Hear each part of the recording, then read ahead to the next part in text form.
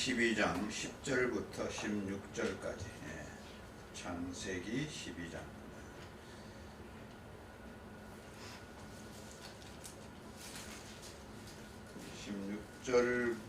12장 10절부터 16절까지 구약 15페이지입니다. 15페이지. 창세기 12장 10절부터 16절까지 번갈아 봉독해 올리도록 하겠습니다. 그 땅에 기근이 있으므로 아브라함이 애굽에 우가하여 하여 그리로 내려갔으니 이는 그 땅에 기근이 심하였습니다. 그가 애굽에 가까이 이를 때 그 안에 사내들어 말하되 나 알기에 그대는 아리따운 여인이라. 애굽 사람이 그대를 볼 때 이르기를 이는 그의 아내라 하고 나는 죽이고 그대는 살리리니 원컨대 그대는 나의 유일하라. 그리하면 내가 그대로 인하여 안전하고 내 목숨이 그대로 인하여 보존되리라 하니라. 아브라함이 애굽에 이르렀을 때 애굽 사람들이 그 여인이 심히 아리따움을 보았고 바로의 대신들도 그를 보고 바로 앞에 칭찬함으로 그 여인을 바로의 궁으로 취하여 여인이라. 다 같이 이에 바로가 일어나여 아브라함을 후대함으로 아브라함이 양과 소와 노비와 암송나귀와 약하여 얻었더라. 아멘. 오늘 도경 목사님이 귀한 말씀 그 땅의 기근이라는 제목으로 말씀을 증거하도록 하겠습니다. 할렐루야.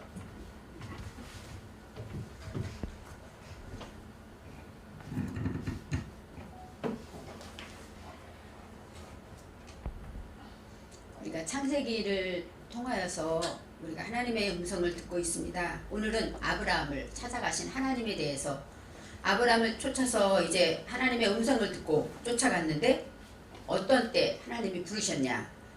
아브라함의 아버지 데라가 죽은 후에 불렀습니다. 하란 땅에서 아브라함은 아버지가 하는 일을 하면서 편안하게 살고 있었는데 어느 날 아버지가 돌아가시죠. 그럴 때 이 아브라함은 아마 방황하고 어떻게 해야 할까 좀 두렵고 걱정스러웠을 수도 있었을 거예요. 그리고 아브라함이 하는 일은 아버지가 하던 우상장사였어요. 그래서 달신을 섬겼기 때문에 우상을 만들어서 파는 일, 어떻게 말하면 돈을 많이 벌 수 있는 일일 수도 있었어요. 그런 아브라함에게 어느 날 하나님께서 말씀하십니다. 너는 너의 본토 친척 아비집을 떠나 내가 내게 지시할 땅으로 가라. 우리가 잘 아는 말씀인데 하나님은 가나안 땅으로 가라 가르쳐주질 않으셨어요. 내게 보여줄 땅으로 가라. 그럴 때 아브라함은 하나님의 음성을 듣고 순종하죠. 하나님께서는 처음에 아담을 만드시고 그 다음에 모든 멸하시고 노아를 택하셨죠. 그러고 나서 그 다음에 바벨탑 사건이 생겨요. 바벨탑을 통해서 인간들이 얼마나 많이 타락하고 하나님을 배반하고 살았다는 것을 보여주고 있죠. 근데 하나님은 다시는 멸망하지 않겠다고 약속하셨기 때문에 이제는 아브라함을 택하십니다. 아브라함은 아버지 품에서 안일하게 살고 있었고 그 다음에 부족함이 없이 살았는데 어느 날 하나님이 부르셔서 아브라함은 순종하고 떠나게 됩니다. 떠나다가 어디까지 가냐면 곧 가나안까지 갔다. 이 가나안이란 땅은 하란에 머물기 전에 데라가 가고자 하던 땅이었어요. 데라는 처음에는 가나안으로 가야지 하고 가다가 하란에 머물렀던 것이죠. 그래서 아마 아브라함도 우리 아버지가 가려던 땅이구나 해서 그곳을 갔을 수도 있었을 거예요. 근데 그곳에서 주님이 말씀하십니다. 이곳이 내와 너희 자손에게 주리라 약속한 땅이다. 그때 확신을 주시죠. 근데 아브라함이 가나안에 도착했을 때 성경에 나와 있어요. 그곳에 가나안 사람들이 살았다는 것이죠. 그러니까 어쩌면 이 아브라함이 그랬을 거야. 아, 여기가 아닐 수도 있겠다. 이방인이 이렇게 살고 있는데 설마 하나님이 여기라고 하겠어? 했을 때 그때 하나님이 나타나셔서 말씀하셔요. 이곳이 내게 줄 땅이다. 그럴 때 처음으로 이제 확신을 가지고 장막을 쳤다. 성경에 나와 있죠. 물론 장막을 많이 칠 것입니다. 그들의 생활이 유목생활이기 때문에. 그렇지만 성경에 처음으로 아브라함이 장막을 치었다 하는 그 장소는 베델 땅, 그다음에 아이 그 사이에 있는 땅이라고 성경은 말하고 있습니다. 여호와의 이름을 불렀더라. 가나안 족속들이 살았기 때문에 가나안에 토속신들이 있었을 거예요. 그곳에서 이방인들이 와서 어떻게 말하면 경계의 대상이고 이들이 왜 왔나? 잘못하면 생명 위협도 있을 수 있었어요. 그런데 이 아브라함이 단을 쌓고 여호와의 이름을 불렀더라. 우리가 그냥 기도했다 이렇게 말할 수 있는데 가끔 보면은 가끔 그 텔레비에 보면은 막 이방신들 무당들 할 때 막 소리 지르고 막 그러잖아요. 아마 아브람도 여호와 이름을 불렀더라가 우리가 조용히 예배드리고 기도한 것이 아니라 목숨을 내걸고 소리 지르고 여호와의 앞에 기도했다는 그런 내용일 것입니다. 이렇게 베델이라는 장소, 그러니까 히브리어 원어로 볼 때 아브람은 어떤 뜻이냐? 높은 사상으로 양육받은 자다. 그런 뜻이 있습니다. 그래서 하나님의 사상으로 양육받은 자는 아브람입니다. 그리고 아브람이 하나님의 말씀을 떠나 어디까지 갔습니까? 베델까지 왔습니다. 베델이라는 것은 베이트 엘 해가지고 하나님의 집 그런 뜻이죠. 그러니까 하나님이 거하는 그곳에서 제단을 쌓고 예배를 드렸다고 성경은 말하고 있습니다. 그런데 마지막에 점점 남방으로 옮겼다 하고 아브라함이 가는 길을 남방으로 옮겼다라고 말합니다. 이 남방이라는 것은 네게브는 어떤 뜻이냐? 사막이란 뜻이 있어요. 그러니까 아브라함은 사막을 향해서 가고 있는 것입니다. 그러니까 당연히 기근이 올 수밖에 없겠죠. 아브라함은 아마 이 남방으로 가면 사막이라는 것을 모르고 갔을 거예요. 그래서 오늘 10절 말씀에 그 땅에 기근이 들었다라고 성경은 말하고 있습니다. 바로 아브라함이 가는 그 땅에 기근이 들었은 것은 아브라함이 남쪽으로 갔기 때문이죠. 기근이라는 것은 라하브입니다. 라하브라는 것은 굶주리다, 기근으로 고통하다, 물과 비가 없어서 갈급하다. 우리가 생각할 때 기근이 들었다라는 것은 물론 비가 없으면 기근이 들고 사막이니까 비가 없죠. 그래서 살기 힘들어졌다는 것인데 영적으로 말하면 하나님의 말씀이 없고 하나님의 음성이 없고 바로 하나님과 교통하지 못했기 때문에 그들은 공고하고 갈급해졌다 이렇게 말할 수가 있습니다. 그들이 기근이 들었을 때 어디로 내려갑니까? 애굽으로 내려갑니다. 애굽은 미츠라임이라는 것은 미스라임이라는 그 함의 후손이 살던 동네고요. 이 가나안도 함의 후손이 사는 동네입니다. 그렇지만 지금은 어때? 친구라고 할 수도 없고 이방인이죠. 지금 오랜 세월이 지났기 때문에. 그때 애굽이라는 것은 미츠라임은 어떤 뜻이냐? 경계를 정하다. 여기까지야. 더 이상 오지마 하고 경계를 정하고 닫고 제한한다 이런 뜻이 있습니다. 그렇습니다. 우리가 하나님의 말씀을 듣지 못하고 기근이 생기고 마음이 공고해지면 어때요? 모든 것들을 내 마음을 닫아버립니다. 그리고 여기까지니까 더 이상 누가 나를 침범하면 내가 공격하게 되고 그 다음에 모든 것에 나는 이것밖에 못해 하고 나를 제한시키고 닫아버리는 그 자리까지 오게 된다는 것입니다. 애굽에 거류하려고 내려갔는데 그 땅에 기근이 심하였기 때문이다 하고 성경은 기근을 강조하고 있습니다. 그가 애굽에 갔을 때 이제 우리가 잘 아는 사건이 벌어지죠. 바로 애굽에 갔을 때 오늘 말씀처럼 아브라함이 두려웠고 떨리기 시작했어요. 왜냐하면 애굽은 워낙 강한 나라잖아요. 그러니까 자기같이 이방 민족이 와서 있는데 얼마나 경계의 대상이 됩니까? 그리고 소문이 있어서 아무래도 아내 사라가 너무 아름다워서 혹시 애굽에 가면은 보통 이방인이니까 충분히 죽이고 여자를 취할 수가 있기 때문에 혹시 그런 일이 생길까 하고 두려움이 생겼습니다. 그렇습니다. 우리가 하나님 품을 떠나서 말씀을 떠나고 진리를 떠나게 되면 우리는 나를 닫고 폐쇄하게 됩니다. 그러면 무엇이 찾아옵니까? 염려와 근심이 찾아오죠. 그전에는 생각하지 않아도 될 걱정과 근심, 마지막에는 어떻게 해요? 나를 죽일 것이다. 생명의 위협까지 느끼게 됩니다. 그럴 때 이 아브라함이 사례에게 말하죠. 그대는 나의 누이라 말해라. 우리가 생각할 때 그래서 믿음의 조상이 어쩌면 그런 일을 했을까?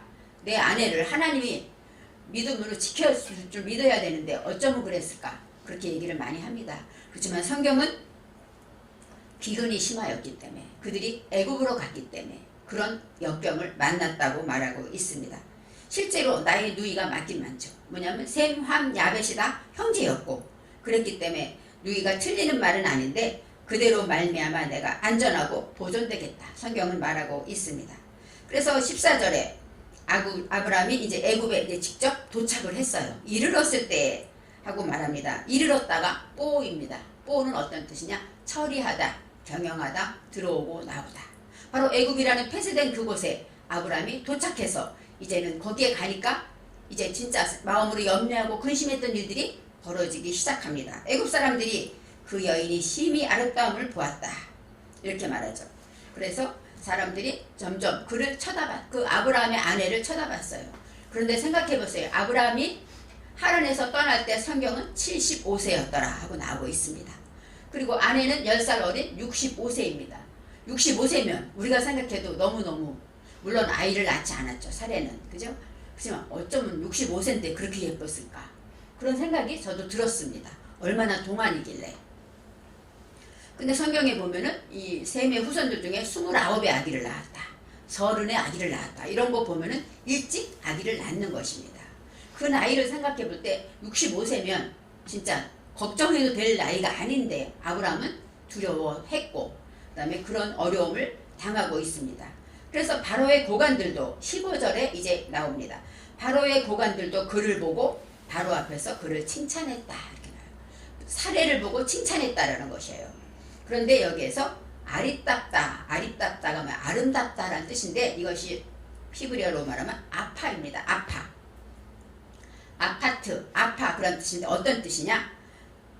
좋다, 아름답다, 또 예쁘다, 이런 뜻도 있고 공정하다라는 뜻이 있습니다.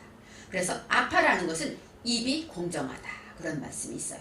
그러니까 우리가 생각할 때 아름답다라는 것은 눈, 코, 입이 선명하고 아름답다라는 것도 있지만 하나님이 보시기에 아름답다라는 것은 아파, 입이 공정한 사람, 어디에 가나 하나님의 공의를 하나님 말씀대로 공정하게 하는 사람이 바로 아파입니다. 그래서 그를 보고 할 때 여기서 아파의 그에 대해서 나올 때 내면 정신의 생명이 나옵니다. 이 활점이라는 것은 그 생명, 영혼을 바라봤다는 거예요. 바로의 고관들이 그 65세 먹은 이 사례를 볼 때 그 안에 있는 그 영혼의 공정한 아름다운 것을 보았다고 성경은 말하고 있습니다. 그래서 그를 칭찬하였다, 이렇게 말하고 그 여인을 바로의 궁으로 취하여 드렸다. 성경은 이렇게 말하고 있습니다. 그래서 16절 마지막에 드디어 이에 바로가 그를 인하여 아브라함을 후대하였다. 사례를 궁으로 드렸기 때문에 이제 아브라함에게 더 잘해줬다, 이렇게 말할 수 있습니다. 후대하다라는 것은 바로 야타브는 어떻게 선하게 대접했다. 어떻게 말하면은 누이니까 더 이제 아브라함이 이방인이었지만 더 잘 대접했고 그 다음에 아브라함에게 양과 소와 노비와 암수나기와 약대를 얻었더라. 바로 아브라함은 이 사례 때문에 부자가 된 거죠.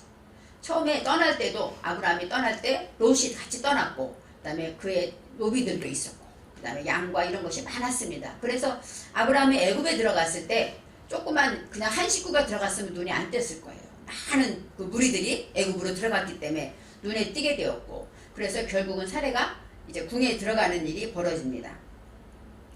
아브라함은 하나님을 믿고 떠났지만 가나안에서 기근을 만나게 되면서 이제 애굽으로 갑니다.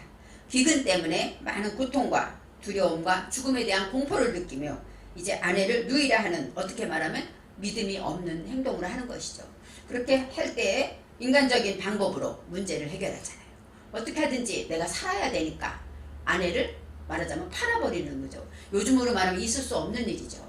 그런데 그런 일을 하게 되기 때문에 그렇게 될 때 우리가 다시 한번 나이를 생각해 보면서 과연 사례가 그렇게 이뻤을까, 그런 생각을 합니다. 하지만 그 15절에서는 그 영적인 내면의 아름다움을 특별히 말하고 있어요. 이 사례는 그만큼 공정한 입을 가졌고 아리답다, 공정하다는 성경이 여러 단어가 나오는데 첫째 단어는 토부입니다. 토부는 굿, 아주 좋다, 그런 뜻이 있고 그 다음에 두 번째 나음은 사랑스럽다, 예쁘다, 아주 그런 뜻, 나오미 나오죠. 나오미, 사랑스럽다, 그런 뜻이 나오고 그 다음에 타르라는 단어 나오는데 잘생긴 것을 말해요. 그래서 아주 잘생겼다, 이것도 바로 아름답다에 들어있는 단어입니다. 그리고 야파라는 것은 아까 말했듯이 공정하다, 입이 공정하다, 아름답다, 그런 뜻이 있습니다.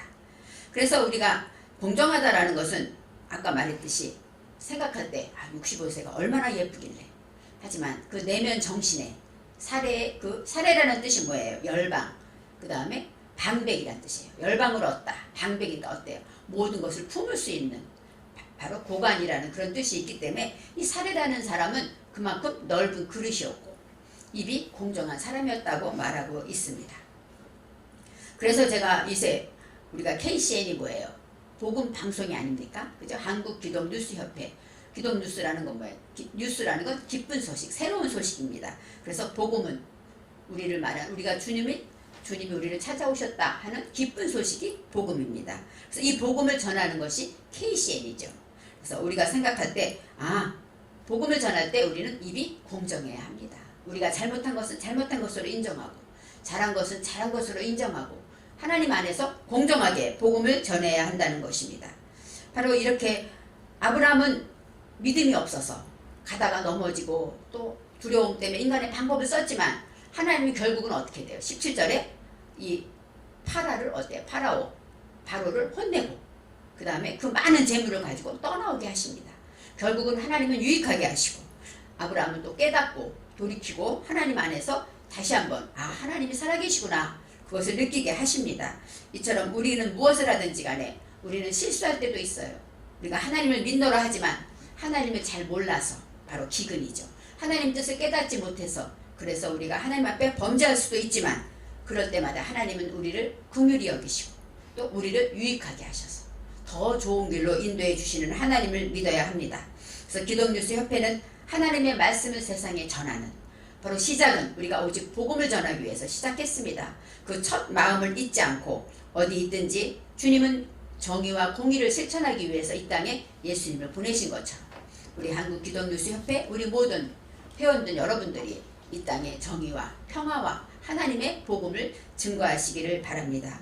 그래서 우리의 방송을 시청하는 구독자들에게 정말로 공정한 것을 참된 하나님의 공의를 가르쳐주고 이 나라와 이 민족을 위해서 또 하나님의 복음을 위해서 교회를 위해서 한국교회를 위해서 애쓰고 수고하시는 우리 여러분들의 공로가 하나님 앞에 아까 말했듯이 더 큰 상으로 우리가 실수할 수도 있지만 더 유익하게 하시고 더 부흥되게 하시고 발전되게 하실 것을 믿습니다.